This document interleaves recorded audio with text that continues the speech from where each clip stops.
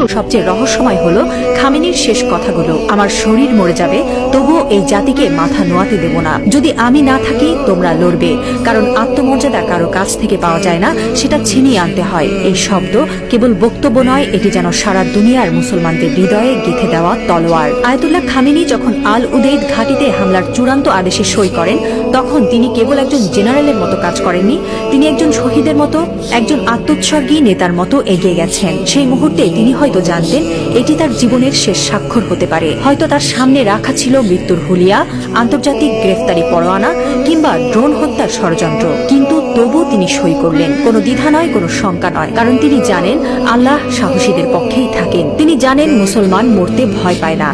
যারা আল্লাহর পক্ষে থাকেন তারা জানে মৃত্যু মানেই পরাজয় নয়, বরং আত্মত্যাগী বিজয়ের শুরু। এই একজন মানুষ এখন আর কেবল ইরানের নেতা নন, তিনি হয়ে উঠছেন সারা বিশ্বের মুসলিম উম্মার প্রতীক। একজন বিশ্বাসী, একজন অটল মুজাহিদ, একজন সাহসী পিতার মতো তিনি বলছেন, আমি থাকি বা না থাকি তোমরা লড়বে। হ্যাঁ মুসলিম উম্মাহ, তোমরা মাথা নিচু করো না। লা ইলাহা ইল্লাল্লাহ, আল্লাহ ছাড়া আর কোনো ইলাহ নেই।